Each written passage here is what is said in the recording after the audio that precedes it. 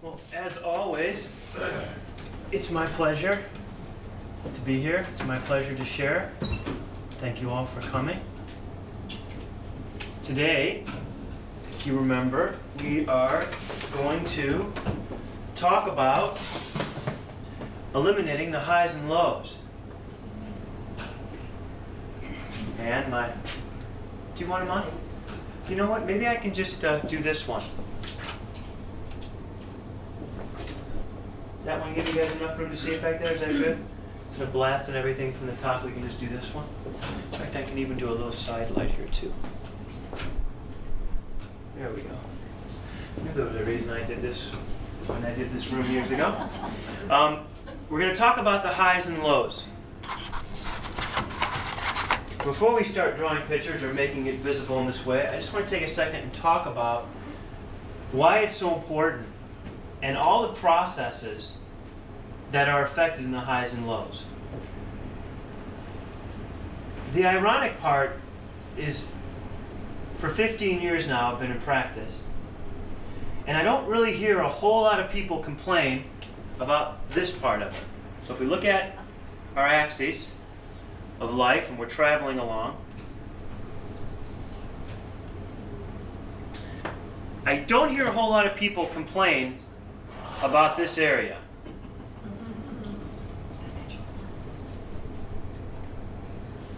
See why this was so perfect. Yeah. Everyone loves the high. Now, up here we can put a lot of things. We're not even going to list them. I'll just talk to you about them. We can put falling in love. We can put caffeine. We put sugar. Okay. We could put orgasm. We could put excitement. Okay. A lot of things fall on the high end. Okay. Down here, that's what a lot of people come in to see me for. We could put fatigue, depression, put fibromyalgia, put most of what everyone would call some type of sickness ends up down in the bottom realm. Okay? Now, what the practice that I'm teaching you does is it takes this and turns it into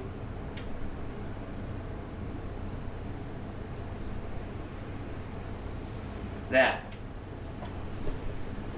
Now, metaphorically speaking, any of us who've seen any type of television show or seen anything regarding medicine, what do they call you when you're at this point right here? Dead.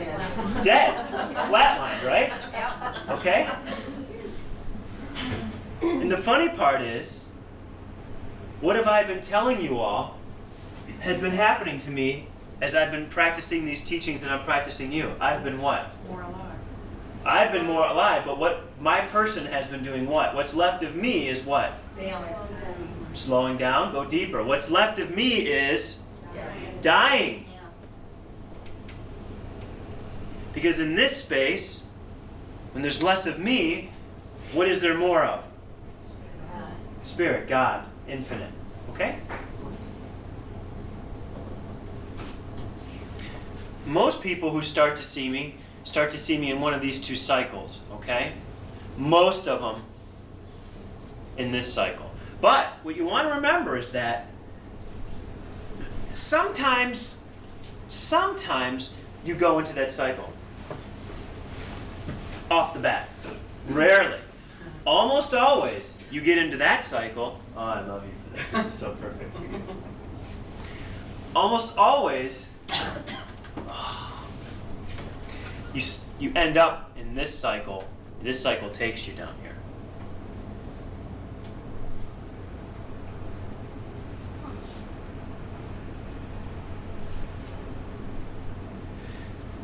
We've talked about a lot of reasons that you end up in this cycle, okay? The first of all is everyone tells you that end up here is good, you guys are going to see how atrocious my writing is constantly. That's why I talk, don't write. I write, I use the computer. This is bad.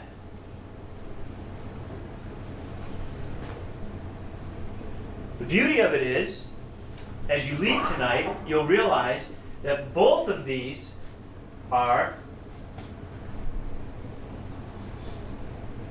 neither. They're neither. All they are is the big word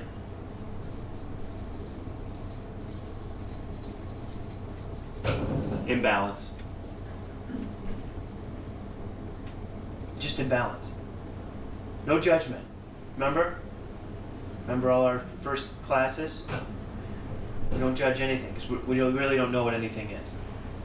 So for us to judge it, we have to have absolute knowledge of exactly what it is, and we don't have absolute knowledge of what anything absolutely is, so we don't judge anything. This is just imbalance. Imbalance isn't a judgment, it's just a description of the flow of energy.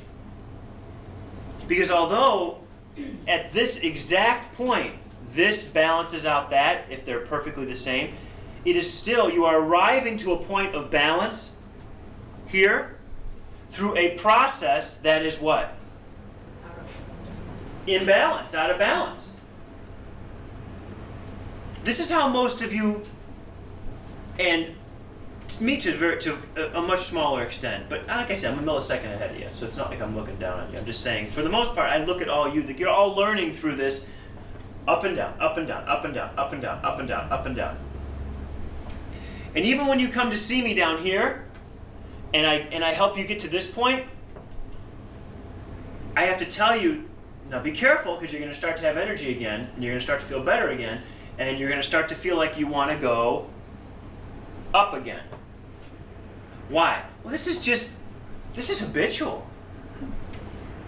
There's no fault or blame here. This is just habitual. This is just the way we've lived. Now, I'm showing you this more towards the end of the teachings, because if I showed you this at the beginning, you would have never been as open as you needed to be to hear what really causes this. What's one of the biggest reasons we go on this ride up? Because of our what? Remember, what did we talk about we need to get rid of in the very beginning? We need to let go of having too many Expectations. expectations, emotions, feelings. That's what takes us on this ride. This is going to be a really great day. Okay.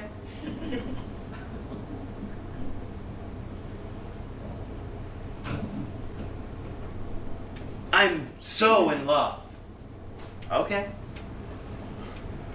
Isn't this exciting? It feels good, doesn't it? I mean, doesn't it? Doesn't it feel good? I mean, I'm completely acting right now, but it does, doesn't it? And I'll tell you why I'm doing it. I'll tell you why I'm doing it. Because I have small children, and you have to learn how to use tone and expression. Using tone and expression, boys, I'm not feeling that anger. I'm using tone and expression. I'm not doing this. Boys, it's time for bed now. They hear, we better get going because Dad's getting pissed. I'm just using tone and expression to get them to get what they need to get. So technically, but if you're going to go up, most of us go up because of emotions, expectations, and most of us go down because of emotions and expectations. Do you see why I had to talk to you in the beginning about this? It doesn't work. It doesn't work. It's not a good practice. It's not a good practice. It's just not a balanced practice. Excuse the word even good. It's just not a balanced practice. You'll keep doing this and this, because when you're down here, where do you want to be more than ever? And whether you know or not, when you're up here, where are you going to have to go? Down there. It's simple energetic mechanics. You got to swing. My point is, if we can lower these, which we've been doing, through lowering the level of emotional reaction, expectation, and remember, a lot of what causes this, okay, this can be fear, and this fear can be of the pylons. Remember that from the beginning? We talked the pylons, things that are in your way, things that you have a history of having anxiety over. This can be anxiety. So you can go up because you need to avoid these. When there's none of these, there's no reason to go up. This, a lot of this, is death. When you're at your lowest, someone's died, you've lost somebody, you're at the bottom of the cycle, you're extremely disappointed, nothing's the way you wanted it to be, nothing's working out the way it should, heavily locked into your own opinion of life. That'll bring you down really fast. This happens when you're under the illusion that you really know what's going on.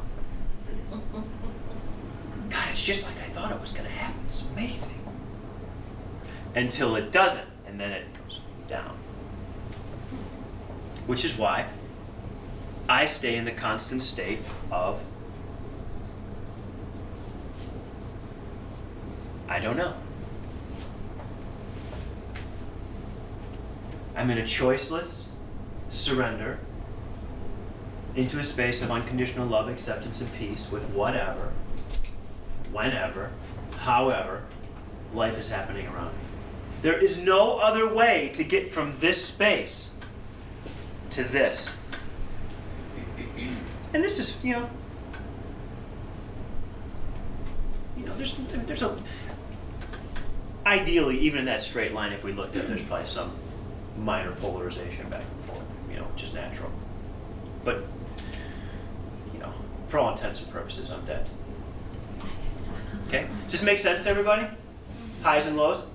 Now, what I want to show you is now I want to show you a little physiology based on this. Thank you, Ann, for getting this for me. Look at Jordan advancing to visual prompts and stuff, huh? Isn't it impressive? Might even have an overhead or something at some point, maybe. You never know, We can wish, we can dream. This is a stretch for me, though. I'm really out of my comfort zone. All right, so let's go back to that same graph, the highs and the lows.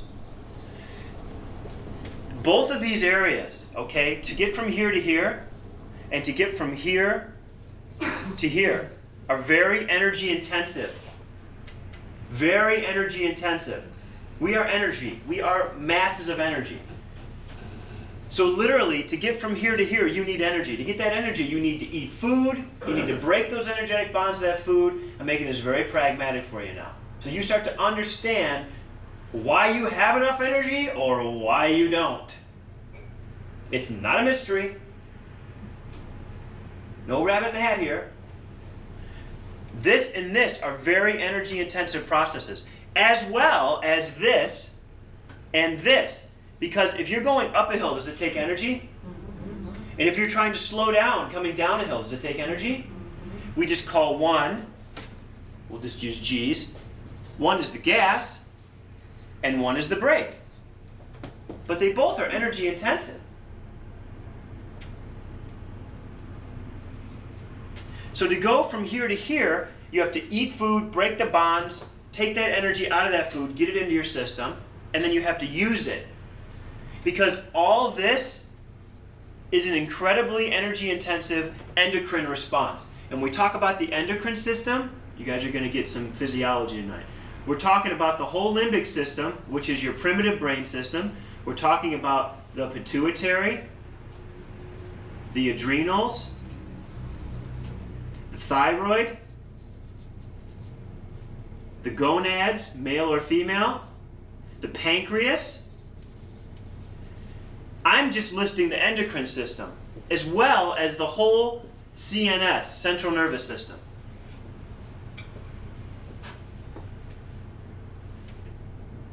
When you excite this system, you excite all these systems because they think that when you are allowing your unconsciousness or your lack of consciousness to be in control, and you're allowing yourself to get into that space that we talked about, all the things that lead us up to that, you are exciting this whole system. The system you need to direct all the functions in your body, the system you need to produce all the steroids that stop inflammation and give you hormone precursors, the system you need to balance your metabolism, the system you need to produce your hormones underneath that instruction, the system you need to balance your blood sugar, and the system you need to continue perceiving everything going on around you. I'm being simplified, but is this making sense to everybody? Mm-hmm. This has a cost. Now, I'm making this in general strokes today, but at the same time, I want to break it down that this isn't something that happens once a day. This is something that's happening every single moment.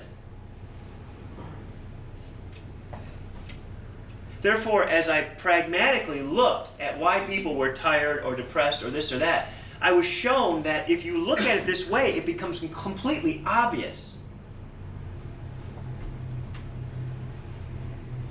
If you take this and take it to this, just that, let's say that's half, you have lowered the amount of energy by 50% for them to experience a moment of life. That means you went from a car that needed 30 gallons of gas to a car that needs 15, that went to a car that gets 30 miles to a gallon to a car that gets 60 miles to a gallon by lowering that. And I'm teaching you all to lower that simply by being aware of your what? Emotions, feelings, reactions, and letting what govern this? Letting more of your inner reality, when you're getting more into an inner space of governing, when you're being governed intuitively, which means everything is good, everything is okay, everything's going to work out all right. There's no reason to be afraid.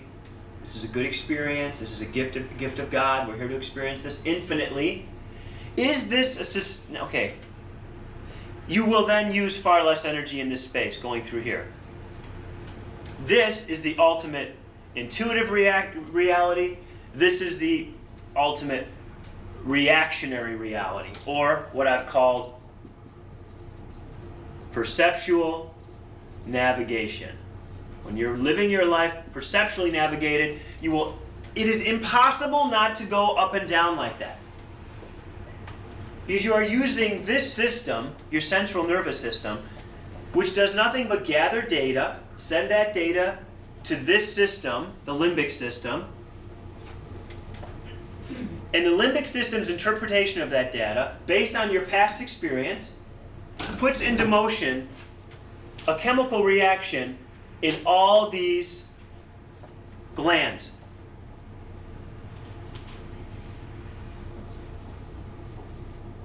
Whether it's necessary or not. Whether it's real or not. You ready to have me bend your noodle a little more? Sure. Okay? A lot of times, this whole process is happening all inside your head.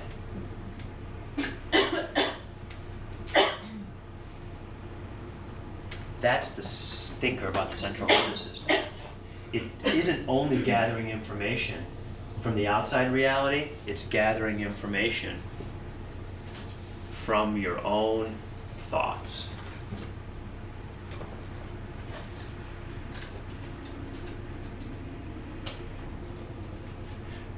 So I'm going to take this whole talk tonight, and I'm going to take what has been, on a lot of levels, seeming to be a very spiritual discussion about how to practice living in a space of peace and level of acceptance and love, which it kind of seems like, wow, this is really kind of, great, this is great. I'm putting it right in your face pragmatically tonight, so you understand the physiology behind. Because the next time I talk with you, I'm going to be talking to you about conscious incarnation, which is the real amazing awareness that's I'm being honored to teach. This stuff is no less amazing, but that stuff will really blow you away. So this process, what I want you to know physically is this process, based on how high and low this is, and how fast, so in other words, not just amplitude, but frequency. This is physics, not just the amplitude, but the frequency. If this is a high frequency, high amplitude pattern in someone, that makes sense to everyone? Everyone know what frequency is? And I don't want to put anybody in a different place. Amplitude is how high this is going. Frequency, this is a cycle. Frequency is how many cycles that's going through. The higher the amplitude, the higher the frequency, this is the fun part, the faster you age. Now there's also other factors that can work against this process. If you have free radical scavengers in your body, if you eat a lot of high antioxidants, those are all energy-rich foods. Those foods, fruits and vegetables take very little to break down, and they give you huge amounts of energy. That's why, we have what we have downstairs. That's why we have the raw food, because it's a perfect food source. And, sometimes foods can be cooked to break open bonds, and that helps to take the energy off us to do it, and that's great too. But the better your food source, the more you're doing this and this, if you're doing it, okay, under less stress and duress, which means if you're going to be going up and down with a high amplitude, high frequency, at least give your body the right fuel that allows it to do that without prematurely aging. You're still aging faster than you need to, though.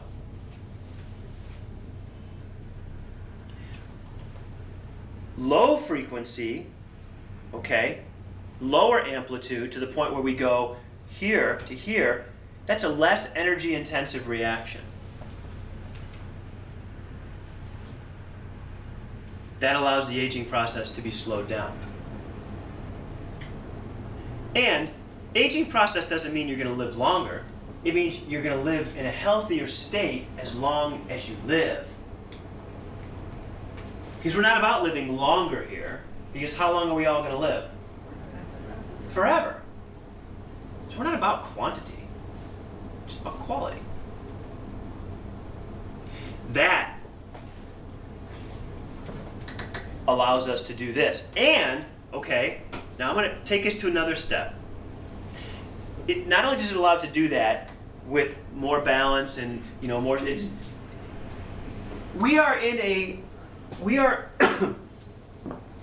bigger energetic equation. This equation is about us. But I'm going to take you back to one of our other lessons and tie this in. Is the blue sky real? No. We may think that this is our reality. But our reality, and I'm using dotted lines for a reason, which means we don't really know, is that big. But we do know that the forces, the unknown forces that govern the reality are the same. They govern everything. So, we are now looking at the planet in a way that we realize, okay, as an organism, as a life form, which we are God in human form versus God in cat form or God in other form, we are God in human form. As that life form, I think everyone would realize that we are out of balance. Would everyone agree with that? When you look at our population compared to the planet, and you look at the impact we're having on the planet, and it's not about global warming. It's not about that. I mean, I'm not political. I don't waste my time on that. For all I know, another ice age could come in another 5 years and wipe us all out. 10 years. We don't even know. But the point is, if you look at our population in sheer numbers, we are overpopulated. It's just that simple. We're overpopulated. We're putting a stress on the water sources. We're putting a stress on agriculture. We're putting a stress on that energetic equation. It's not sustainable. Anyone who thinks it is also thought that the mortgage market was sustainable, and a lot of other things were sustainable. It isn't. If I had to bet if I had to bet either for or against human population over the next 100 years, I would take a huge short position, which means I'd bet against it. It's going down. For one reason or another, it's going down. Because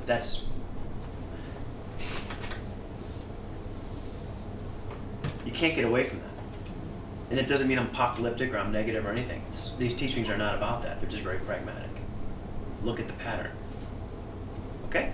So, to me, we can either, as always, we can live in a space of unconsciousness in which we wait for the event in our lives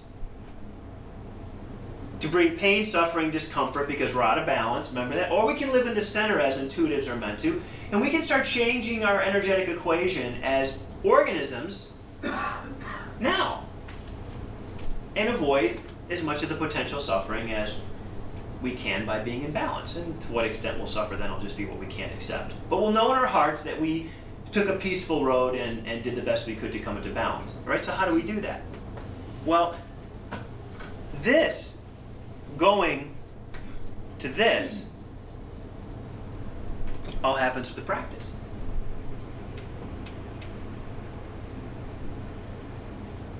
It all happens with the practice I've been teaching you for the last month. First of all, the less emotional you are, the less expectations you are, the less wants, needs, desires you have, the less expectations you have to have fulfilled, the less of all that crap that we've been talking about letting go of the last month, the less of a need you have to go on that ride.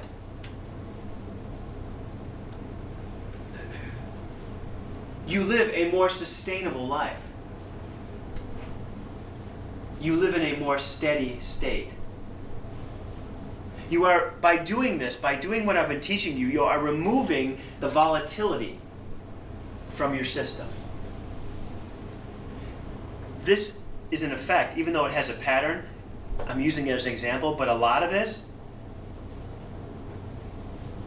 is random. Reactionary energy.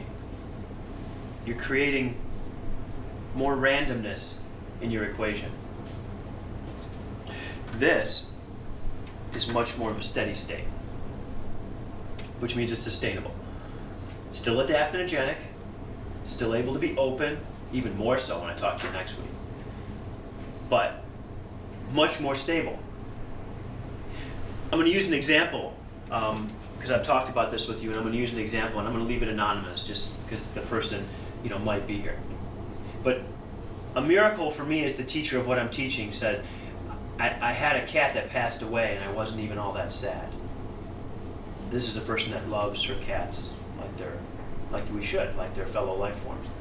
But she knew she was able to be with that process and didn't have to go through the grieving as much as she would have before.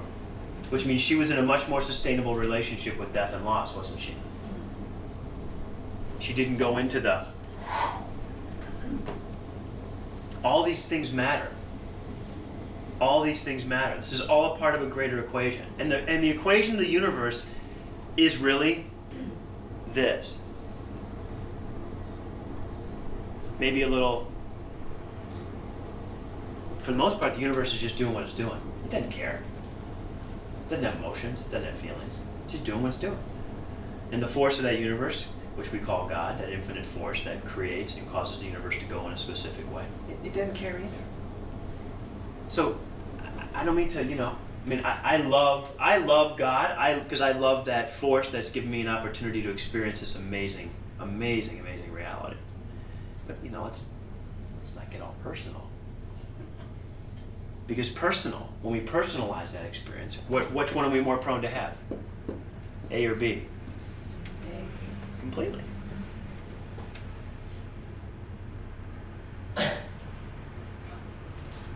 Okay.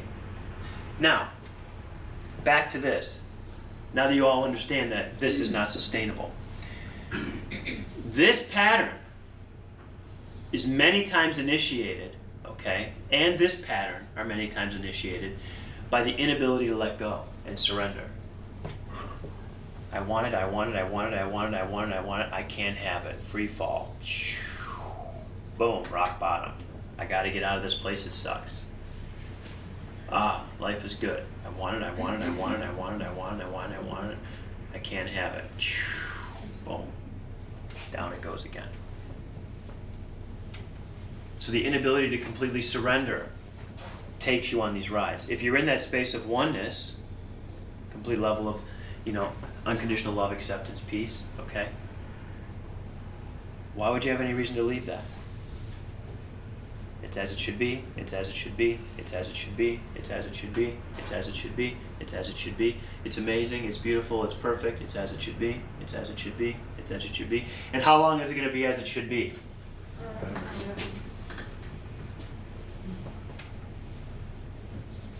Now, I come back to this because it's true, but it's really funny. One of the biggest things I have to help people conquer to completely embrace this is boredom. I see so many of you do so great for so long, and I know you'll come in and say, such and such happened, or so and so happened, or this happened, and I look right into your heart, and I'm like, I'm just bored. You needed something to do. It was all too good for too long, so you just needed something to do. So you got angry, you got upset, you indulged in an emotion or a feeling or an expectation. And so many of you now, you'll do this. You'll be like this, and you'll go, and you'll come right back. And you'll say, it was kind of uncomfortable. Like, I just want to move on. I just want to move on. The reason that this stretches out or even repeats itself is because people want closure. And guess how people believe they should have closure, okay? To me, one of the words that causes the most suffering in humankind. They want closure through understanding. And they're trying to have closure through understanding of infinite. And how's that working for you? I teach through me. When I say I, it's never I, you know that. I teach this through surrender. Through surrender to that. Then, you have closure because you surrender needing to understand. You just want peace. Not just peace for now, not just peace over the loss of an animal or over, a family member or over a financial crisis. You want peace because you want peace, period. Choiceless surrender into peace. Highs and lows. Highs and lows. The crazy part is most people, and you want to be aware of this when you're going to be around them, because some of you still have some empathics in you, which means you still feel other people's crap. Because you're not completely intuitives yet, but you're getting there. But you're empathics. And this, right here, okay, and this are highly addictive. This is where addictions are made. Going up or going down is where addictions start. And everything included in feeling great can be an addiction, as well as everything included in being extremely scared out of your pants can be addiction. You become addicted to that feeling. And if you don't think that you're addicted to being afraid or fearful, then you're crazy, because you are. You're addicted to that sensation because you believe it gives you a better chance of escaping something or being safe, of not being killed. And that's true. At one point, it did. Okay? It did. But in reality, first of all, there's two things where that doesn't make sense anymore. First of all is, you can't really be killed. Because you're just going to go on. Second of all, who is killing us? We are. You can quote me on this one, because you'll see it. There's been many things I've been told the future about. We, on this planet, are learning something that's very, very important. We have, through our intelligence, eliminated every predator on a primary level from our lives. Nothing really kills us, relatively speaking. We kill ourselves. Okay? Kill ourselves. You are going to see, as this balance is brought back, a rise in a very specific disease type. Okay? They call it autoimmune. Autoimmune is your immune system attacking you. It's killing you. It's confusing you with a sickness, which is kind of ironic, because you are the sickness. Whatever in you that isn't in harmony with all that is in essence the sickness. So there is no cure for autoimmune diseases. Ironically, what they give for those is they give steroids, cortisone, okay, prednisone, all that great stuff, all right? Yeah, but it doesn't stop the process. It puts it out, but it doesn't put out the fire. It tones it down. But as soon as you come off it, it comes back. Okay? Now, remember we talked about this, okay? And the highs? This is always accompanying very high adrenal function. Endorphin, adrenaline, epinephrine release, which are hormones that make you feel very, very energized. There's a price when you do this too much. Those adrenals that are making those corticosteroids can't make the steroids they need to stop that. So if any of you have had any doubt in your mind the exact physiology behind how stress causes disease, I'm giving it to you tonight. I'm giving it to you. This is the cause of autoimmune disease. Stress.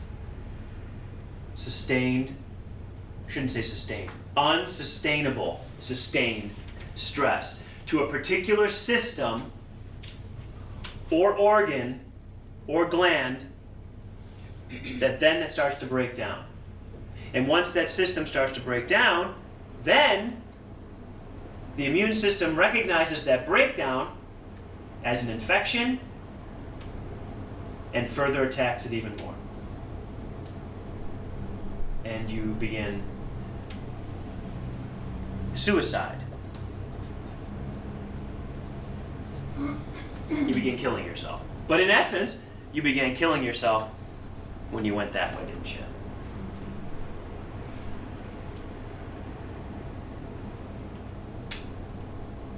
Trust me, there is nothing they can do about autoimmune. There will be nothing they can ever do about it. It is the balancing force. Now, if your immune system is overactive, okay, because you're in a fear state, anxiety state, remember, all those systems go along with that. Then, and your immune system is attacking you, okay, because you're breaking down, what isn't your immune system available to fight? Infections. Hence, you get sick when you're stressed. Capiche? You understand now? Of course you get sick when you're stressed. You're in an autoimmune state, to one degree or another. Whether it's autoimmune disease is irrelevant. When something becomes a disease, simply when it becomes something they can diagnose. You're in an autoimmune state whenever you're highly stressed. You're wide open for sickness.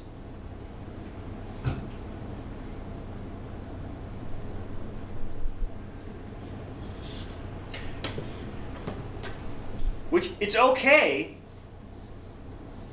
if you come out of it. Then your body can come back to a balance point, and you can do some of this for a while, and even some of this, and then that's what we'll talk about next week.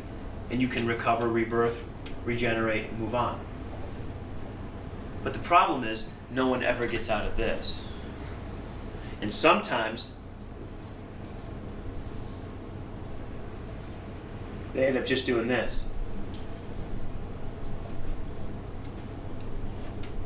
Which means they are lower, relatively speaking, to here, but are they ever back to the balance point?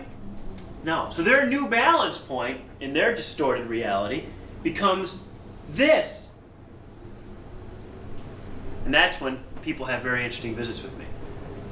Oh, man, I never get sick. Yeah, you never get sick because your immune system is always on freaking high alert. Because you never have time to get sick. You never allow your body to get sick. You never allow your body to go through the healing process. You never allow yourself to just go and get back to that. Until you can no longer sustain this, and then you just go boom. And that's when you get fibromyalgia, and that's when you get serious degenerative diseases, and that's unfortunately where most people come in to see me. Because why? Because no one else can do a damn thing. Because now, not only are they exhausted, but they've still got that. They've still got autoimmune. So not only are they exhausted, but they're continuing to kill themselves. And they're continuing to kill themselves because they're so tired. And they're mad at them, and they're mad at their bodies that they're tired. They're mad that they're not feeling good. So now it's turned into an emotional disappointment. And what do they always want to blame? Their form. But did it really start in the form? It started in the behavior. Ended up in the form. Don't blame your form. It's easy to blame your form. It didn't start in form. Your form is simply the last place where it shows up to go, hello, denial, denial, denial, denial. And then they wonder after these situations why we're down here below this line for a while, working our butts off to get them back up to here. Because not only do we have to stop the autoimmune reaction, we got to stop them from killing themselves. Then we've got to regenerate them all the way back up to this point. Then I've got to talk to them repetitively about, please don't do this. Which is why I'm spending the time to develop the practice. Because the practice, no matter where you're at on this, it'll bring you right to that. It'll bring you right to it. Through surrender. Because quite frankly, I can only treat so many people for this. And I can do it. I've done it thousands of times. But it's more sustainable for me to just teach something that takes everybody right to that and then shows them how to stay there.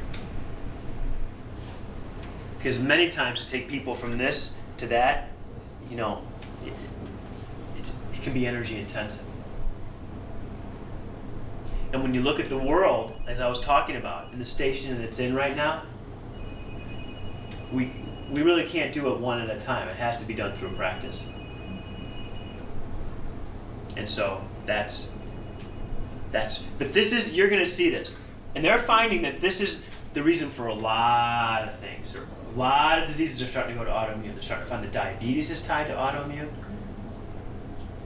They're finding out that arthritis is tied to long-term infections in the joints. Oh, long-term infections in the joints? Interesting. Why would we have a long-term infection in the joint? Because we have an immunodeficiency. Why do we have an immunodeficiency? Why do we have an immune system deficiency? Because we've had an immune system excess that was unsustainable. People have concussions, injured nerve tissue. Immune system starts to attack the nerve tissue. People have heavy metal toxins. Heavy metals irritate the nervous system. Immune system starts to attack the inflammation, thinks it's infection. Next thing you know, the immune system's breaking down the nervous tissue. Next thing you know, we have Alzheimer's, dementia, breakdown of that system. It's all the same.